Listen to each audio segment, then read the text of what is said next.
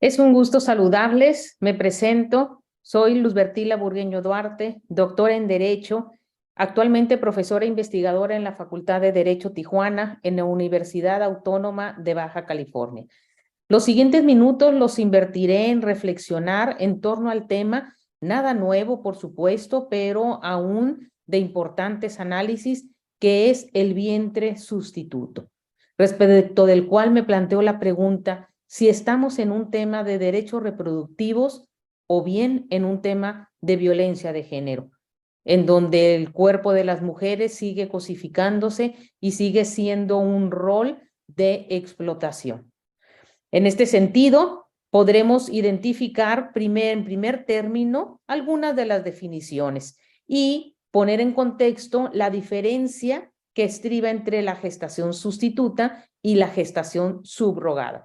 Hemos conocido distintas formas en apoyo a la ciencia y a la medicina de la procreación humana, distintas formas o métodos reproductivos, más allá del natural. Esto ha venido, por supuesto, a fomentar el derecho a construir una familia, el derecho de las personas a poder gestar un nuevo ser humano con tu carga biológica, con ese derecho a la procreación de la especie y a incluir los hijos que consideres a tu núcleo familiar.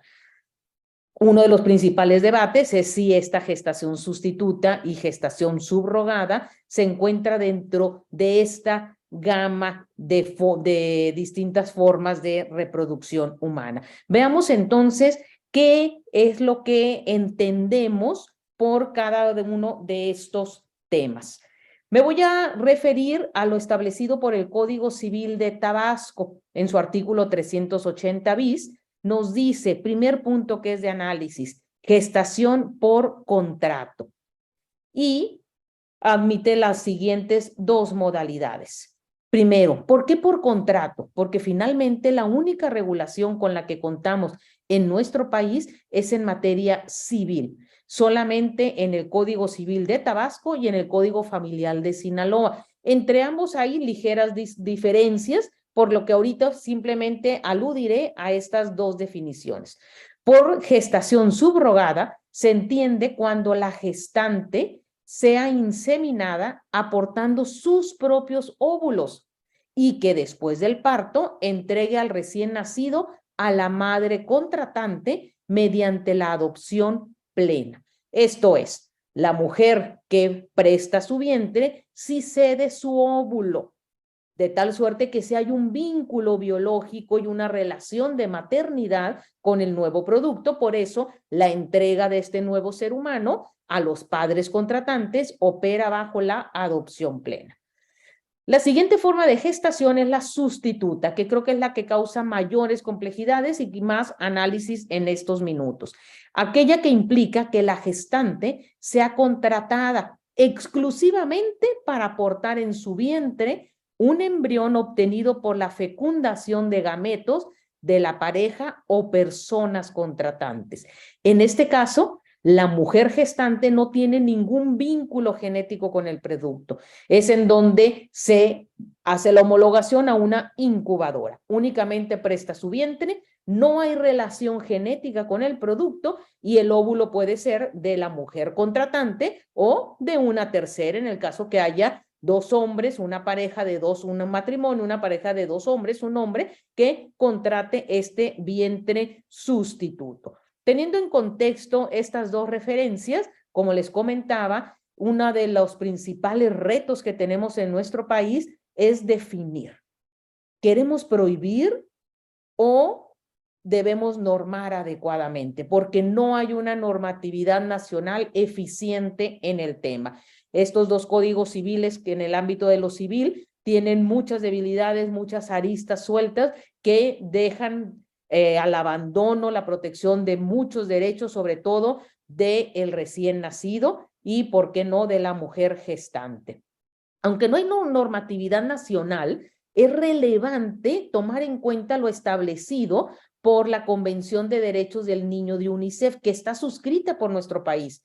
En su artículo 35, fíjense qué relevante y máxime con la amplitud del artículo primero constitucional y en donde debemos de salvaguardar este marco internacional al que México se ha comprometido, este artículo establece que los estados partes, México, tomará todas las medidas de carácter nacional, bilateral y multilateral que sean necesarias para impedir el secuestro, la venta o la trata de niños para cualquier fin o en cualquier forma. Entonces, estamos sentando primero un precedente.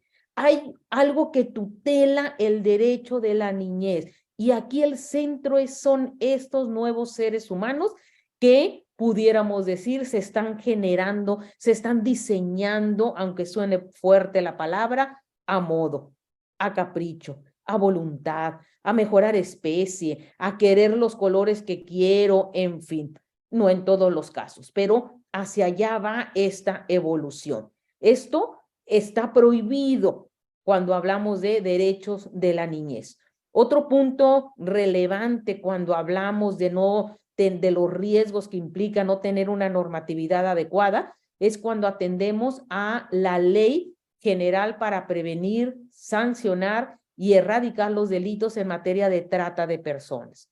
El artículo 27 de manera categórica establece una pena entre 3 a 10 años de prisión al que entregue en su carácter de padre o tutor o persona que tiene autoridad, que entregue, en donde puede ser esta madre o mujer, perdón, gestante, sobre quien se ejerce la conducta o reciba a título oneroso dinero en su carácter de adoptante de forma ilegal, ilícita o irregular a una persona de edad menor a 18 años.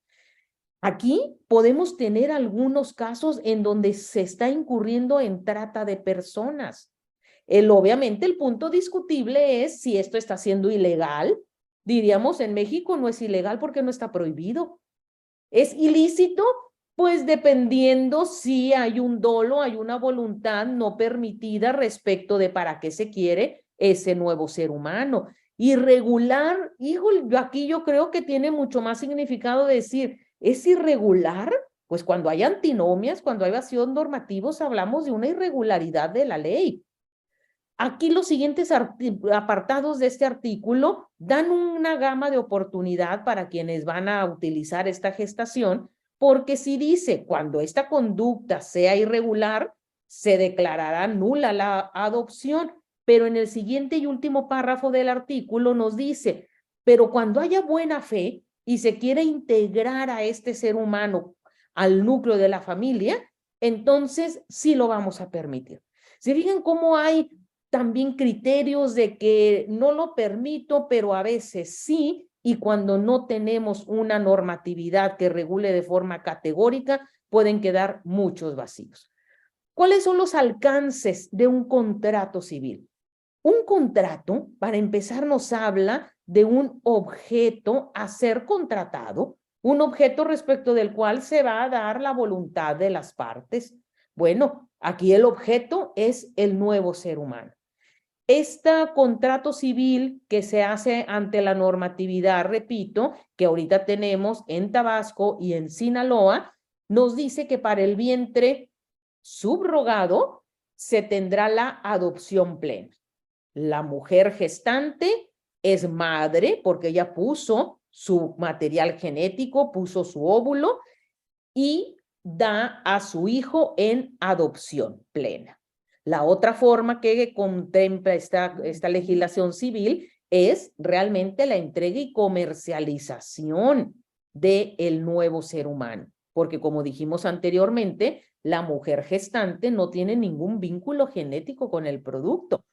La madre biológica, y ahí empieza la complejidad, es quien dio el óvulo, porque es la que tiene el vínculo genético con el nuevo ser humano. Entonces, esta mujer gestante bajo vientre sustituto no lo da en adopción plena porque no es la madre, simplemente entrega el producto. Y esa es lo que se negocia en el contrato civil.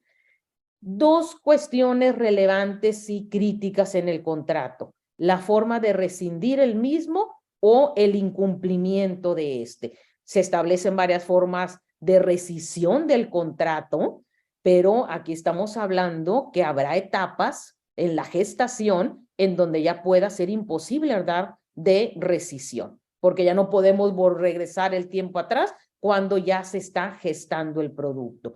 Se han dado casos reales en donde ha habido incumplimientos del contrato, en varios sentidos, en no sufragar los gastos de salud de la mujer gestante, pero también cuando ha habido un resultado no deseado, un nuevo ser humano con alguna deficiencia, con síndrome de Down, por ejemplo, en donde los contratantes no quisieron quedarse con el bebé y quien se quedó con él fue la mujer gestante, por ese vínculo.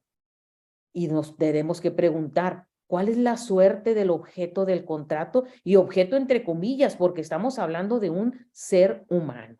Entonces, ¿qué pasa con ese ser humano cuando este contrato civil simplemente se rescinde o se incumple? Pero ya viene en proceso la vida de un nuevo ser humano.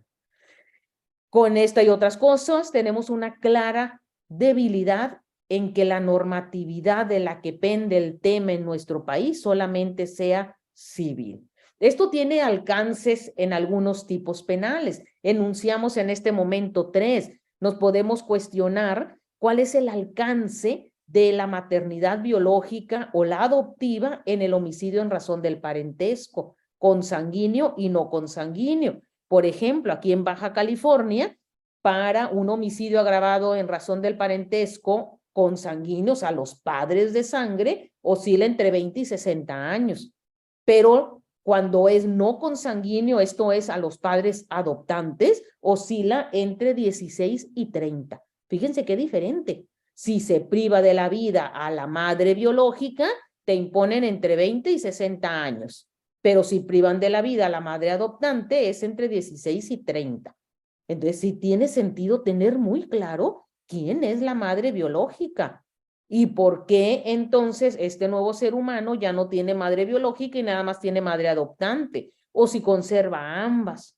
En el aborto, creo que es más cuestionable preguntarnos quién es la madre. ¿Quién es la madre en la gestación sustituta? Si ya dijimos que la gestante, la que da su vientre, no es madre porque no tiene material genético igual o compartido con ese producto, entonces esta gestante no es madre.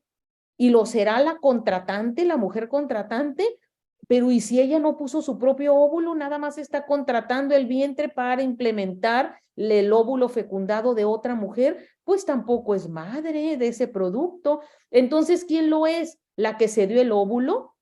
Bueno, primero tendríamos que identificar quién es la madre, porque de ello depende a quién vamos a identificar como sujeto activo del tipo penal de aborto. Entonces, si la mujer gestante del vientre sustituto interrumpe, estando embarazada porque rentó el vientre, interrumpe el embarazo después de las 12 semanas de gestación, ¿la podríamos acusar de aborto? Oye, pero ella no es la madre. Entonces, ¿será un aborto sufrido porque mató al hijo de otra? Pero ¿y entonces si mató al hijo de otra, será homicidio? ¿Ante qué conducta estamos? Y para definirlo es porque tenemos que entender la calidad de sujeto activo a la que nos estamos refiriendo. Otro análisis que creemos interesante es el fondo que nos lleva al privar la ayuda al suicidio, entendida como este derecho a morir con dignidad. En nuestro país no se permite el consentimiento respecto de bienes jurídicos no disponibles. Por eso, cuando se le ayuda a alguien a suicidarse, se le transfiere la idea de suicidarse, se considera una conducta delictiva, instigación o ayuda al suicidio. ¿Por qué? Porque no está permitido disponer de nuestro propio bien jurídico de la vida. Pero aquí la pregunta que nos hacemos, y en la gestación sustituta, allí sí podemos decidir a modo, y de nuevo lo pongo entre comillas, cómo queremos que sea la vida de esa otra persona. Obviamente, cuando nos reproducimos como especie, estamos generando nuevos seres humanos, pero no los estamos creando a capricho. Estamos permitiendo que la misma naturaleza evolucione, se manifieste. Pero en la gestación sustituta estamos convirtiéndonos en los hacedores, no creadores, no reproductores, sino hacedores, moldeadores de seres humanos, ya con un avance o no sé si distorsión de la elección hasta de las formas de ser. ¿En qué lugar queda entonces la prohibición de la norma en un país también cuando la gestación sustituta o subrogada que se dio en otro país la queremos exigir en aquel país en donde se prohíbe? Es decir, esto va mucho más allá de cada país, porque la dinámica de aquellos países en donde se prohíbe genera complejidades, como aquella que se presentó en el 2014, no es un dato reciente como tal, pero nos permite el análisis. En la sentencia del Tribunal Europeo de Derechos Humanos en el 2014, contra Francia, dice un asunto, Menesson contra Francia, se obliga a inscribir en el registro civil la filiación de unos niños gemelos nacidos en California, procedentes de un vientre de alquiler, porque en California sí es permitido. Van los padres, alquilan un vientre, tienen unos gemelos, estos padres de intención le quieren atribuir la nacionalidad francesa, pero en Francia no está permitida esta gestación. En contra de la doctrina sentada hasta ese momento por la Corte de Cesación francesa, que considera esta actuación un fraude de la ley al existir una prohibición de orden público sobre este contrato y sobre sus efectos. Ello debería tener sus consecuencias en una futura ordenación de este problema en el seno de los estados firmantes de la convención. Entre ellos, y aquí nos manifiesta esta tesis, España. ¿A qué vamos con esto? Que los países en donde está permitida esta gestación, y sobre todo cuando son países pobres, se está volviendo el nicho del negocio. En India el tema se desbordó. Personas en situación de pobreza estaban viendo como una forma de salir adelante económicamente el rentar sus vientres. Entonces, de los países en donde está prohibido, se van a la India, se van a California, a Estados Unidos, se van a otros países en donde sí es permitido, pero regresan con este ser humano a sus países y les quieren dar su nacionalidad, los quieren inscribir. Pero resulta que cuando se les pregunta, ¿y quiénes son los padres?, tendrán que tener esos medios para, o ya los adoptaron, o qué proceso hicieron para darles su nacionalidad. Estamos hablando de un tema transfronterizo de mucha relevancia. Hablemos de los riesgos hacia las mujeres gestantes, violencia de género. Se invisibiliza su situación de vulnerabilidad. Esto implica cosificar el cuerpo femenino y la mujer no es objeto reproductor. Es un derecho, pero no es un objeto. Se pueden incumplir contratos, como ya lo comentamos, y en donde el nuevo ser humano es el que está en mayor riesgo. Se pone en riesgo su derecho a la identidad. ¿Quién soy? ¿Quiénes son mis padres? El riesgo a ser víctima de trata de personas, como lo comentamos. El riesgo a no ser integrado a la familia que todo ser humano tiene derecho, porque no sabemos realmente si ese es el fin de las partes contratantes. Puede ser un hijo o hija no deseado, como comentamos, cuando los efectos de salud no son los esperados. Ante esto, retomo la pregunta inicial. ¿Realmente esto es un tema de derechos reproductivos o estamos en roles de poder? ¿Qué es la reproducción humana? Es un proceso biológico que como seres humanos generamos para procrear nuevos organismos y con ello vamos perpetuando la especie. Este derecho a la reproducción lo tratamos de ceñir en el cuarto constitucional, en donde se nos habla que tenemos derecho a decidir de manera libre, responsable e informada el número y esparcimiento de nuestros hijos. Pero el vientre sustituto es hablar de una incubadora para reproducir las células de otros. Una mujer que no reproduce su propia genética. ¿Esta persona está ejerciendo su derecho a la reproducción? Y la parte contratante, cuando contrata el vientre de una mujer, pero no cede su material genético, ¿está ejerciendo sus derechos reproductivos? Pero no se están reproduciendo como tal. Entonces, pareciera que estamos más bien en una comercialización. No es el derecho a la reproducción humana, es el derecho que tienen las personas que tienen, valga la redundancia, poder económico de decidir sobre esta contratación. ¿Contratar qué? Un vientre en el cual se va a producir una persona. Quien no puede tener hijos o no quiere pasar por este proceso de embarazo, está optando por esta contratación. No solo porque no puede, sino también porque no quiere pasar la incomodidad o el riesgo de su cuerpo, mejor que lo pase otra mujer. Entonces, sí estamos en un tema de mercantilización, en donde lo que rige es quiero y puedo. Ante este contexto muy general, quiero terminar con unas reflexiones finales. Sin duda es una oportunidad este tema para integrar a nuevos seres humanos al seno familiar, porque pudiera tener sus bondades sin duda. Sin embargo, hay un riesgo latente del comercio de seres humanos. Y el ser humano no es un capricho. Nadie tiene derecho a formar seres humanos a modo, de generarlos y verlos como un objeto de satisfacción. ¿Hay riesgos de trata de persona? Por supuesto que sí. ¿Estamos ante temas de violencia de género? Sí, cuando seguimos cosificando el cuerpo de las mujeres, cuando vemos a la mujer como este ente, este objeto que reproduce seres humanos y que se instaura en estos roles de lo femenino y a ti te toca reproducirte y hacer hijos, cuando realmente es un derecho.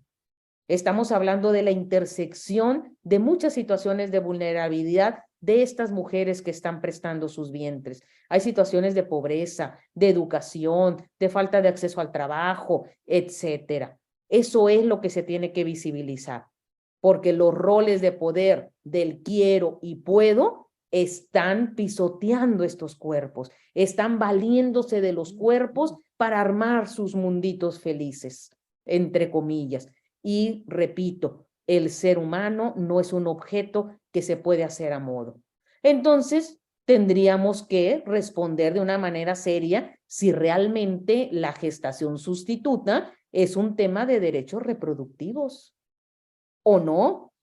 Y segundo, si tendríamos que dar el paso de prohibirla. Si no nos animamos a prohibirla, por lo menos debemos generar una normatividad que salvaguarde a todas las partes, principalmente a los menores y las menores, y que nos dé un estado de derecho a toda la sociedad. Gracias, dejo hasta aquí mis reflexiones, quedo a la orden en este correo electrónico y les deseo lo mejor en todas las decisiones que vayamos tomando, tener en cuenta que el mundo que queremos es el mundo que estamos empezando a construir con nuestros propios actos. Excelente día.